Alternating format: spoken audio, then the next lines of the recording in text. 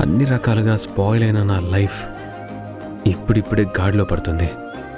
ఈ ఫార్మా ఫీల్డ్లో నేను నెంబర్ 1 పొజిషన్లోకి వస్తే గానీ నాన్నకి నా మీద ఉన్న కోపం పోదు, నా వల్ల కలిగిన బాధ తగ్గదు.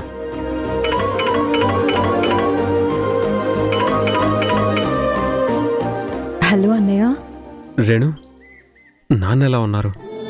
బానే ఉన్నారన్నయ్య. డిశ్చార్జ్ అయ్యి ఇంటికి వచ్చాక మళ్ళీ అటువంటి సిమ్టమ్స్ ఏం కనపడలేదు కదా? లేదన్నయ్య, రాత్రి ఏ ఇబ్బంది లేకుండా హాయిగా నిద్రపోయారు.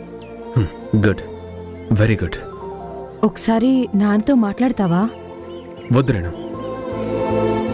నాన్నతో మాట్లాడే అర్హత నాకింకా రాలేదు. నాతో మాట్లాడగలిగేంత ఆరోగ్యం నాన్నకింకా రాలేదు. ఇప్పుడు నేను ఆయనతో మాట్లాడితే మళ్ళీ ఆయనకి బీపీ పెరిగే అవకాశం ఉంది, మళ్ళీ హెల్త్ అప్సెట్ అవుతుంది. పరిస్థితులన్నీ అనుకూలిస్తే తొందరలోనే వచ్చి నాన్నని కలుస్తాను. ప్రస్తుతానికైతే నాన్న ఆరోగ్యంగా ఉన్నారు కదా, అది చాలు. ఉంటాను. బాయ్ అన్నయ్య. బాయ్. బొమ్మరిల్లు రాత్రి 8 గంటలకు మీ ఈటీవీలో.